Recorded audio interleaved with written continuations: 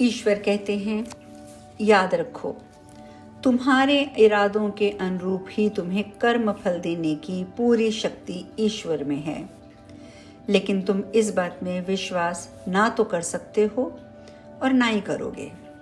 भले ही तुम ये बढ़ चढ़कर कहते रहते हो कि ईश्वर सर्वशक्तिमान है, और इसलिए ईश्वर के समतुल्य शक्ति संपन्न कोई छवि तुम्हें इजाद करनी पड़ जाती है, ताकि उसकी शरण में जाकर तुम ईश्वर की मर्जी को भी काट सको। इसलिए अपने धर्म ग्रंथों में तुमने एक हस्ती की रचना की है जिसे तुम शैतान कहते हो।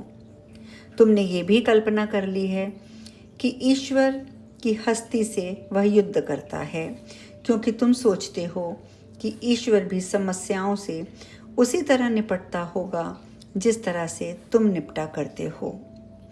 और तो और तुमने यहाँ तक मान लिया है कि ईश्वर ये युद्ध हार भी सकता है। ये सब बातें तुम्हारे इस कथन को दरकिनार कर देती हैं कि तुम ईश्वर के बारे में सब कुछ जानते हो, लेकिन इससे कोई फर्क नहीं पड़ता। तुम अपने भ्रम में ही जीते रहते हो और इसीलिए भय महसूस करते हो, और ये सब होता है ईश्वर पर संशय करने के तुम्हारे निर्णय के कारण। मैंने पुनः प्रश्न किया, लेकिन क्या होगा अगर कोई निर्णय नया ले लो? उसका परिणाम क्या होगा? ईश्वर बोले, मैं बताता हूँ क्या होगा। तब तुम ऐसे रह सकोगे जैसे बुद्ध रहते थे, जैसे जीसस रहते थे, जैसे हर वह संत रहते हैं जिन्हें तुम पूजते हो। लेकिन जैसा कि उन सभी संतों के साथ हुआ, लोग तुम्हें भी नहीं समझेंगे। इसलिए जब जब लोगों को अपने हर्ष के भाव को, अपने जीवन के आनंद के भाव को, अपने भीतर के परमानंद के भाव को बताने की कोशिश की है, तब तब उन्होंने तुम्हारे शब्दों को तो सुना, लेकिन वे भाव कभी नहीं सुने। तब वे न केवल तुम्हारे शब्दों को दोहराने की कोशिश करने लगेंगे, बल्कि उसमें अपनी तरफ से कुछ और भी जोड़ देंगे। उन्हें आश्चर्य होगा कि जो वे ना पा सके वह तुम्हें कैसे प्राप्त हो गया, और तब वे तुम्हारे प्रति ईर्ष्यालु हो उठेंगे। जल्दी ही उनकी वह ईर्ष्या रोष में बदल जाएगी,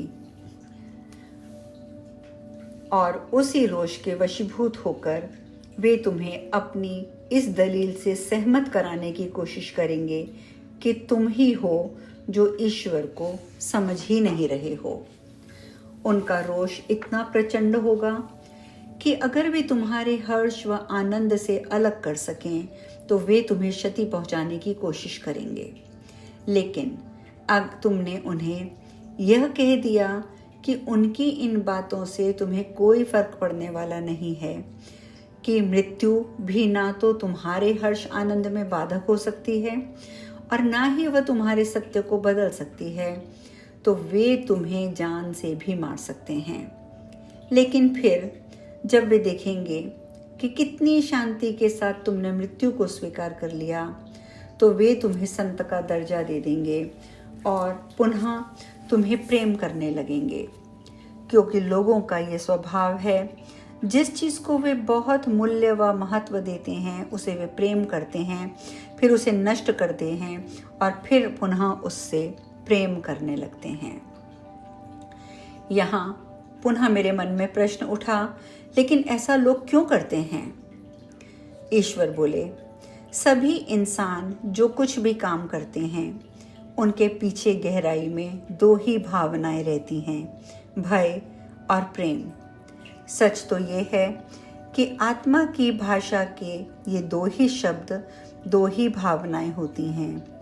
ये वे दो विपरीत ध्रुवीय छोर हैं जो मैंने तब रचे थे जब यह ब्रह्मांड बनाया गया था और तुम्हारी दुनिया बनाई गई थी, जैसे कि तुम इसे जानते हो। ये वे दो बिंदु हैं, सबसे अधिक महत्वपूर्ण दो बिंदु, जो कि इस जीवन चक्र को चला रहे हैं, जिसे तुम संबंध कहते हो। इन दो बिंदुओं के बिना किसी भी बारे में इन दो धारणाओं के बिना किसी अन्य विचार का वजूद हो ही नहीं सकता। हर मानवीय विचार और हर मानवीय कार्यकलाप या तो प्रेम पर आधारित होता है या भय पर। इनके अलावा और कोई अन्य मानवीय प्रेरणा होती ही नहीं है। इन दो के अलावा अन्य सभी विचार और कुछ भी नहीं, बल्कि केवल इन दोनों की ही उपज हुआ करते हैं। वे इनके ही केवल भिन्न रूप हुआ करते हैं, एक ही धातु के भिन्न रूप। इस पर गंभीरता से मनन करोगे तो तुम पाओगे कि यही सच है। इसी को मैं प्रणेता विचार कहता हूँ। प्रणेता विचार या तो प्रेम का विचार होता है या भय का। प्रणेता विचार ही है जो कि हर किसी विचार की और हर विचार की आड़ में रहने वाले किसी विचार की तरह आड़ में रहा करता है। सर्वप्रथम आने वाला विचार यही होता है, यही प्रधान बल होता है, यही वह स्वाभाविक ऊर्जा होता है जो कि मानव अनुभूति की मशीनरी को चलाया करता है। और इसी के चलते मानव व्यवहार एक के बाद एक अनुभूति पैदा करता जाता है। यही कारण है कि मानव प्रेम करता है, फिर नष्ट करता है और पुनः फिर प्रेम करता है।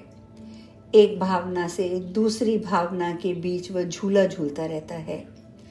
प्रेम ही भय को प्रवृत्त करता है, भय फिर प्रेम को प्रवृत्त करता है और पुनः प्रेम भय को। और इसका कारण पहले वाला झूठ में ही पाया जा सकता है। वह झूठ जिसे तुम सत्य की तरह पकड़े बैठे हो कि ईश्वर का भरोसा नहीं किया जा सकता, कि ईश्वर के प्रेम के भरोसे नहीं रहा जा सकता, कि ईश्वर तुम्हें सशर्त स्वीकार करता है, कि अंतिम परिणाम इसलिए संशय में रहता है। क्योंकि अगर तुम ईश्वर के प्रेम पर निर्भर नहीं हो सकते तो फिर किसके प्रेम पर निर्भर करोगे? अगर तुम उचित रूप से अपने कर्म को नहीं करते और ईश्वर अपने कदम वापस खींच लेता है तो क्या मनुष्य भी ऐसा नहीं करेंगे? और इसीलिए जब तुम अपने सर्वोच्च प्रेम का वचन देते हो तो वह तुम्हारा सबसे अधिक भय वाला पल हुआ करता है। क्योंकि मैं प्रेम करता हूँ, यह बोलने के बाद तुम्हारी पहली चिंता ये होती है कि क्या तुम्हें उधर से भी वही वाक्य सुनने को मिलेगा या नहीं। और अगर तुम्हें उधर से यही सुनने को मिल गया तो तुरंत ही यह चिंता हावी हो जाती है कि जो प्यार तुम्हें मिला है वह कहीं खो तो नहीं जाएगा।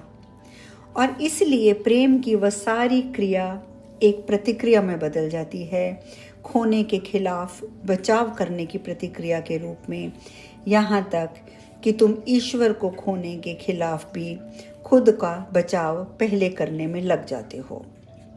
लेकिन अगर तुम जानते हो कि तुम कौन हो, कि तुम ईश्वर की बनाई गई अब तक की सबसे सक्षम, सबसे उत्कृष्ट और सबसे श्रेष्ठ रचना हो, तो तुम कभी भयभीत नहीं होते।